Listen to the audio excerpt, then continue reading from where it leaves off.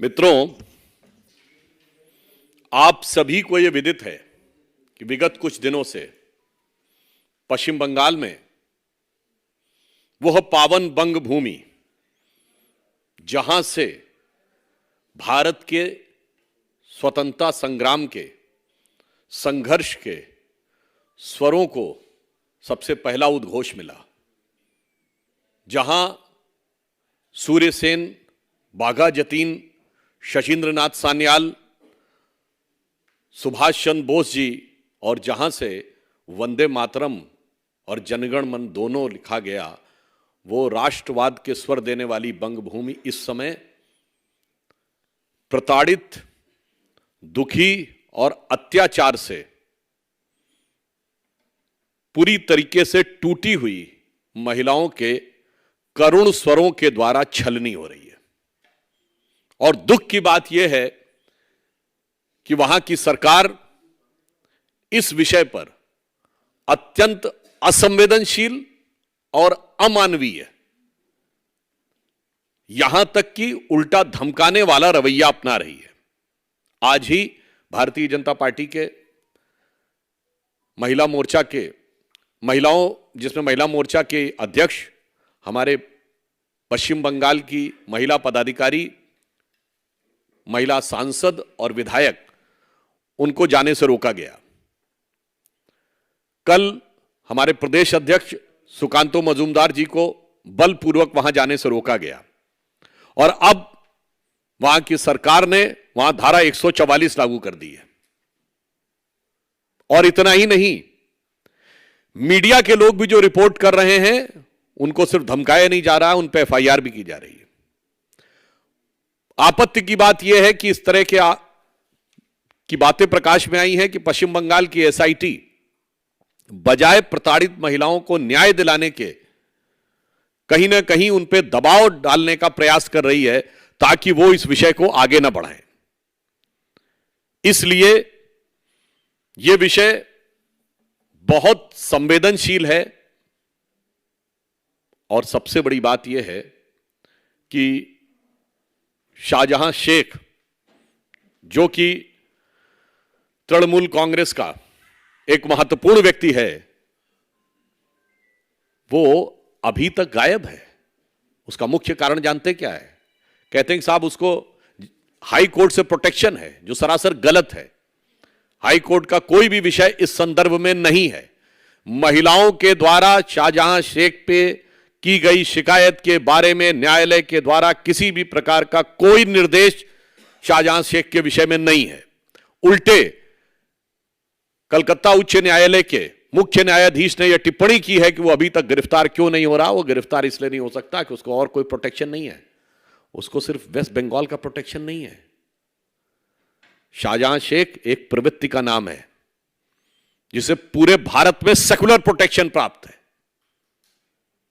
कि एक पर्टिकुलर मानसिकता है जो कितने भी प्रकार के अपराध कर ले, आतंकवाद कर ले, दलित आदिवासी महिलाओं को प्रताड़ित कर ले, मगर उन्हें सदा सर्वदा प्रोटेक्शन प्राप्त रहता है।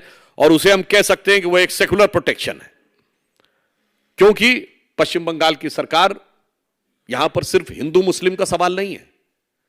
मुस्लिम समाज के जो कट्टरपंथी और आपराधिक तत्व हैं, वो चाहे शाहजहां शेख हो, शेख सिराजुद्दीन हो या जहांगीर, ऐसे ही तत्वों के माध्यम से अपनी सत्ता को बरकरार रखने का जो प्रयास है वो बहुत ही निंदनीय है। यहां मैं एक बात और कहना चाहता हूं, यह घटना इसलिए और अधिक हृदय विदारक है कि ये जो तथाकथित सेकुलर दल हैं, ये तो नहीं बोल रहे हैं, समझ में आता है, क्योंकि इनके लिए महिला का दर्द पहले वोट के तराजू पे तौला जाता है कि कौन सा तगड़ा वाला वोट बैंक है, उसके बारे में बोलना है या नहीं बोलना है। मगर दुख की बात यह है कि जो self proclaimed champion of women rights हैं, वो भी इस विषय के ऊपर पूरे भारत में मुंह में दही जमाकर बैठी हुई हैं। यानी यह भी अपने आप में एक गंभीर प्रश्न है। और उससे दुखद बात यह है कि तृणमूल कांग्रेस के नेता इस विषय के लिए नौटंकी जैसे शब्दों का प्रयोग करते हैं। मैं एक बात कहना चाहता हूं कि संदेश खाली एक घटना नहीं है, एक फिनोमिना है। जो लोग कहते हैं ना कि इतिहास को भूल जाओ, तो मैं याद दिलाना चाहता हूं, यह एक फिनोमिना है जिसने बंगाल को पिछली शताब्दी और उससे पहले की शताब्दी से भी बर्बाद किया है। एक जनश्रुति है बंगाल में कि सिराजुद्दौला के जमाने में इसी प्रकार की घटनाएं होती थीं, महिलाओं को उठा लिया जाता था और उनके साथ बदसलूकी की जाती थी। और मैं यह भी याद दिलाना चाहता हूं, ये संदेश खाली सिर्फ संदेश खाली नहीं है। आज से ठीक 78 साल पहले जो नोआखाली में हुआ था, वही आज संदेश खाली में उसकी शुरुआत है। 16 अगस्त 1946 को जब बंगाल के तत्कालीन मुख्यमंत्री शहीद हुसैन सोहरावर्दी ने पूरे पुलिस प्रोटेक्शन में हिंदुओं का नरसंहार कराया था, जो सोहरावर्दी ने किया था, उसी नक्शे कदम पे ममता बनर्जी है। तो नोआखाली से लेकर संदेश खाली तक ये बंगाल के दर्द की एक दर्दनाक दास्तां है, जो सिर्फ इस बात पर प्रेरित है कि 46 में भी ये सोचते थे कांग्रेस के नेता कि चुप बैठे रहो, बस हमारा अभी का राज बचा रहे, आगे बंगाल को जो होना है वो हो जाने दो, और बंगाल आधा चला गया हमारे हाथ से। आज वही मानसिकता है कि कट्टरपंथी आपराधिक तत्वों को संरक्षण दिए रहो, फिलहाल की अपनी सत्ता बचाए रखो, भविष्य में जो होना है वो होता रहे। इसलिए यहां पर जो लोग कार्रवाई नहीं कर रहे हैं और जो मौन समर्थन दे रहे हैं, उनके लिए मैं कहना चाहूंगा कि समर शेष है नहीं पाप का, भागी केवल व्याध। व्याध समझते ना, कसाई। समर शेष है नहीं पाप का, भागी केवल व्याध, जो तटस्थ हैं समय लिखेगा उनका भी अपराध। यह ध्यान रखना होगा कि जो लोग भी आज चुप बैठे हुए इन घटनाओं पे। और मैं इसके आगे दूसरा विषय कहता हूं, कर्नाटक में मंदिरों पर टैक्स, उससे पहले भी इस प्रकार की कई बातें आई हैं, अनाप शनाप उल्टे सीधे बयान। कर्नाटक के कांग्रेस के पूर्व कार्यकारी अध्यक्ष रहे और वर्तमान के पीडब्ल्यूडी मिनिस्टर सतीश जारकीहोली हिंदू शब्द को गंदा कह चुके हैं। खड़गे साहब के बेटे क्या क्या बोल चुके हैं। इवन मैं भी याद दिलाना चाहता हूं, कर्नाटक में भी दलित कांग्रेस के नेता थे, दलित थे, अखंड श्रीनिवास मूर्ति, उनके यहां भी यही तगड़े वाले वोट बैंक ने हमला कर दिया था।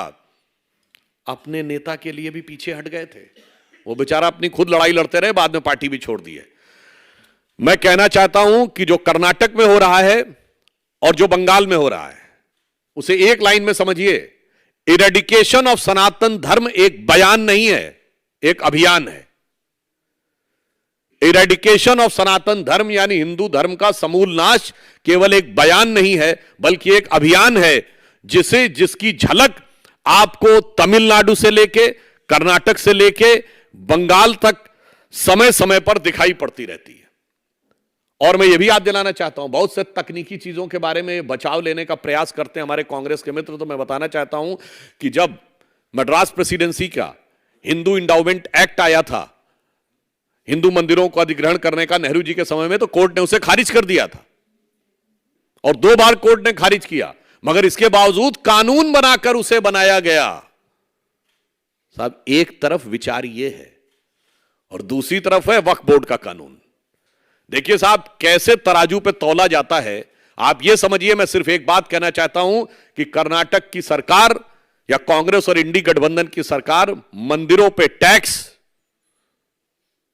और दूसरों के लिए हज सब्सिडी, पुनः मैं कह रहा हूं, वो अब समाप्त हो गई, वो एक अलग विषय है। इन्होंने अपने दौर में कोर्ट से अगर क्वैश कर दिया जाए तो कानून बनाकर मंदिरों पर टैक्स लगाया, मंदिरों की संपत्ति का अधिग्रहण किया और उधर हज सब्सिडी दी।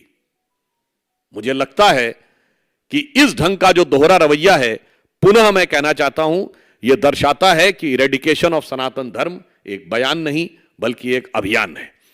इसलिए यह विषय अत्यंत महत्वपूर्ण है और मैं कहना चाहता हूं, राजनीति, दलगत राजनीति और चुनाव, इससे कहीं बड़ा यह विषय है, क्योंकि इसने भारत को पिछली शताब्दी से लेके इस शताब्दी तक भारत के समाज को भी नष्ट किया है, हमारे राष्ट्र को खंडित किया है और राष्ट्र के अंदर आतंकवाद और अपराध से लहूलुहान किया है।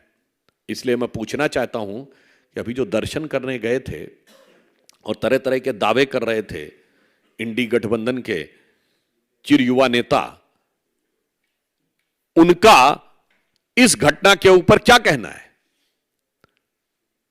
इस घटना के ऊपर जिस प्रकार का मौन उन्होंने धारण कर रखा है, बल्कि इसके विपरीत वो जिस प्रकार के टिप्पणी कर रहे हैं और सरकार जो कह रही है, इसे मैं गलती नहीं बल्कि यह अपराध कह रहा हूं और इस अपराध का उनको जवाब आने वाले समय में निश्चित रूप से देना होगा।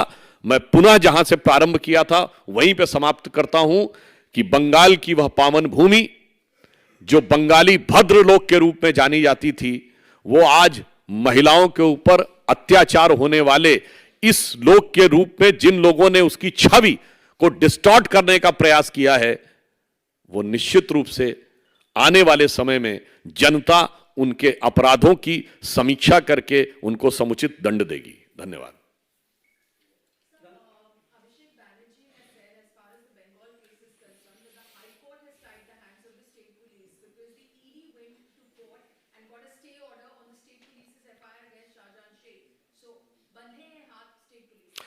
मैंने स्पष्ट किया था और क्लैरिफाई कर देता हूं। ईडी जब शाहजहां शेख को गिरफ्तार करने गई थी और जिन लोगों ने उनके ऊपर अटैक किया था, जो सीधे तौर पे माना जाता है कि शाहजहां शेख के लोगों ने किया था, उस विषय के ऊपर कोर्ट का डायरेक्टिव उस विषय पे है, यह अलग विषय है। मतलब कल के दिन आप यह कह दें कि गाड़ी का ड्राइविंग लाइसेंस मेरा ना लिया जाए, इसके लिए निर्देश है, तो मैंने चोरी की या डकैती कर दी तो उसके ऊपर वो निर्देश लागू होगा।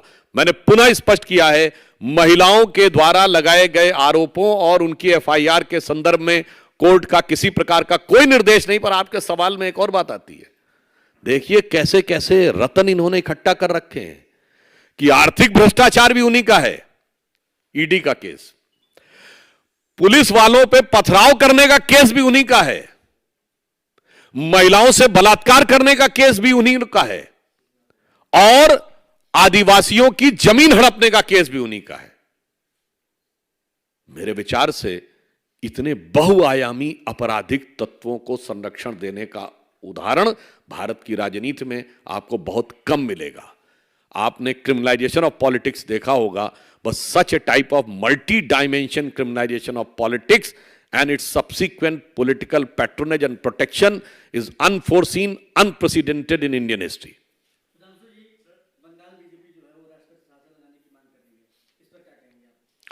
देखिए, जिस प्रकार की घटनाएं हो रही हैं, सरकार इस विषय के ऊपर सारा ध्यान रखे हुए, परंतु आज मैं सवाल पूछ रहा हूं कि जो सरकार है वो सरकार इस पे जवाब क्यों नहीं दे रही है?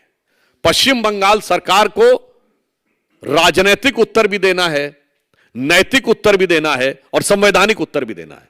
बताइए, डीजीपी वहां जाते हैं और कहते कुछ हुआ नहीं, तो मैं प्रश्न पूछना चाहता हूं कि पश्चिम बंगाल के डीजीपी वहां क्यों गए?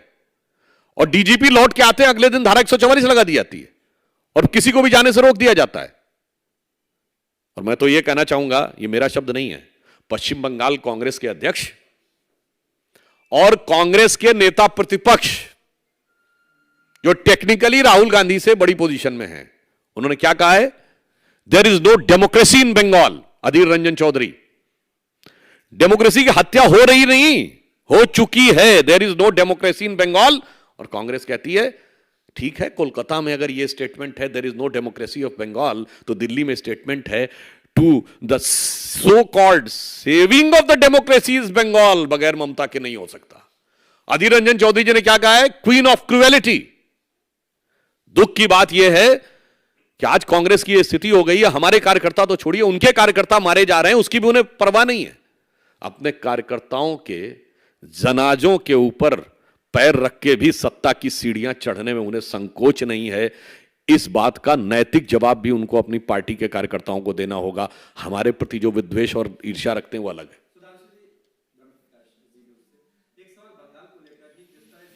कांग्रेस के नेता वहां जो घटना हुई है उसकी निंदा कर रहे हैं, लोकल नेता, लेकिन अभी कांग्रेस के नेता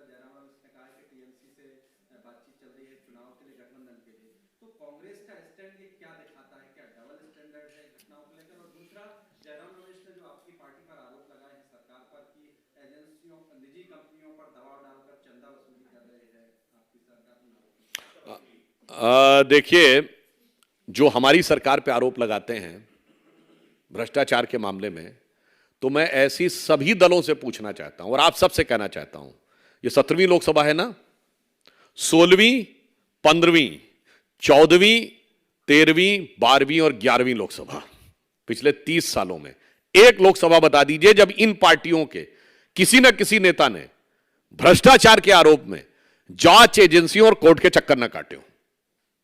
हम थे क्या तब? भाई, जो आप बात कह रहे हैं, ये अभी झारखंड का विषय आया, तो मैं सिर्फ उन केसेस की बात कर रहा हूं जो कोर्ट से प्रूव हो गए। झारखंड मुक्ति मोर्चा रिश्वत कांड 1994, सुप्रीम कोर्ट में प्रूव हो गया कि झारखंड मुक्ति मोर्चा के 3 सांसदों ने रिश्वत लेकर कांग्रेस की सरकार को 1994 में बचाया, और लालू प्रसाद यादव जी 1997 में जेल चले गए। ये तो भाजपा थी क्या? मोदी जी, अमित शाह जी थे कहीं? भाई साहब, 94 में मोदी जी तो भाजपा के राष्ट्रीय सचिव बन चुके थे, अमित शाह जी का तो नाम नहीं सुना होगा।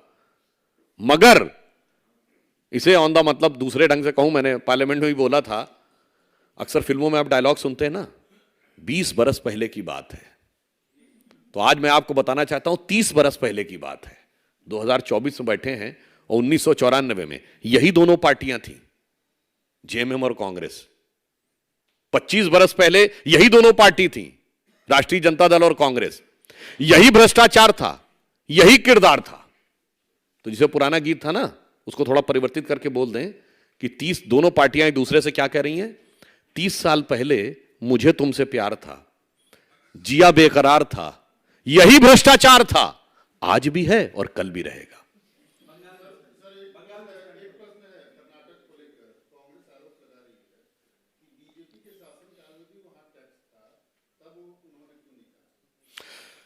मान्यवर, यहां पे विषय सिर्फ एक सरकारी आदेश नहीं है। मैंने आपसे बोला, उनका कार्यकारी अध्यक्ष क्या शब्द बोला है, उनके राष्ट्रीय अध्यक्ष के पुत्र क्या शब्द बोले हैं, उनके मंत्री क्या शब्द बोले हैं, उनका दक्षिण भारत का सबसे बड़ा गठबंधन सहयोगी इरेडिकेशन ऑफ सनातन धर्म कहे हैं, डेंगू वायरस HIV कहे हैं। तो उनसे कहिए, देश की जनता को इतना भोला मत समझिए कि तिनके की ओट में आप पहाड़ छुपाने की कोशिश करेंगे और वो बच जाएगा। जिसे हिंदी में कहावत होती ना, नेहुरे नेहुरे कहूं ऊंट की चोरी। इसका मतलब समझते हैं? झुक झुक कर छोटी मोटी चीजें चुराई जा सकती हैं, ऊंट नहीं चुराया जा सकता।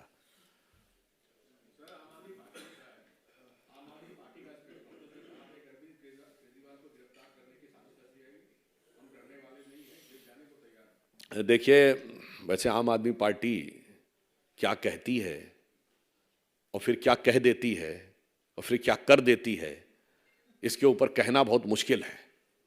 इसे एक पुराना उपन्यास था हिंदी साहित्य का, कही न जाए का कहिए। उनके बारे में क्या कहा जा सकता है? मगर एक बात बहुत साफ है, अगर वो कह रहे हैं, घोषणा बहुत कर रहे हैं, तो उनकी स्थिति जानते क्या है? वो कह रहे हैं हमें आगे गिरफ्तार कर लेगी। देखिए, हम लोग जब एग्जाम का इस समय चल रहा है, सारे बच्चे एग्जाम दे रहे हैं, तो अक्सर फ्लाइंग स्क्वाड आता है ना, और जो जिसके पास चीटिंग करता हुआ बरामद हो जाता है, पर्ची वर्ची बरामद हो जाती, पकड़ लेता है। तो जो पर्चियां अपनी जेब में भर के बैठा होता है, उसे पता होता है कि अगले वाले सेंटर पे तो आ गया है फ्लाइंग स्क्वाड, तो जब यहां आएगा तो मैं पकड़ा ही जाऊंगा। तो उसमें कोई भविष्यवाणी नहीं कर रहा है, वो अपने अपराध की स्वीकारोक्ति कर रहा है। तो कांग्रेस पार्टी अपने अपराध की स्वीकारोक्ति कर रही। परंतु एक बात मैं कहना चाहूंगा, देखिए आपने कितना सुंदर दृश्य देखा। ये वही आम आदमी पार्टी है ना जिसका सबसे प्रसिद्ध डायलॉग क्या होता था? ये सब मिले हुए हैं जी, ये सब भ्रष्टाचार में मिले हुए हैं जी, ये तो किसी दूसरे के खिलाफ मजबूत उम्मीदवार नहीं उतारते, क्योंकि सब एक दूसरे के भ्रष्टाचार को कवर करते हैं। और आज देखिए कहां से कहां मिल गए जी। उम्मीदवार उतारना तो छोड़िए, एक दूसरे के साथ मिल गए जी। और मैं ये भी बताना चाहता हूं कि जब इन्होंने वो अपनी कसम असम तोड़ के पहली सरकार बना ली थी कांग्रेस के साथ, जो 49 दिन चली थी, मैं आप सारे दर्शकों से कहता हूं जाके इसको चेक करिए। जब वो सरकार टूटी 2013 की बात कर रहा हूं, इन्होंने कहा गलती हो गई, अब कांग्रेस से कभी गठबंधन नहीं करेंगे, फिर कर लिया। और मैं कहना चाहता हूं कांग्रेस के लिए कितनी सुंदर बात है, तो गुजरात में भी सीट दे रहे हैं। मतलब समझिए, गुजरात में आम आदमी पार्टी ने कांग्रेस का वोट हाफ कर दिया, पंजाब में उनका स्विच ऑफ कर दिया, दिल्ली में साफ कर दिया, और बेबसी देखिए उसके बाद इन्होंने इनको माफ कर दिया। तो मैं सिर्फ एक पंक्ति इन दोनों पार्टियों के लिए कहना चाहूंगा कि सुबह तक शाम की नजरों से उतर जाते हैं, इस कदर समझौतों पे जीते हैं कि जमीर ही मर जाते हैं।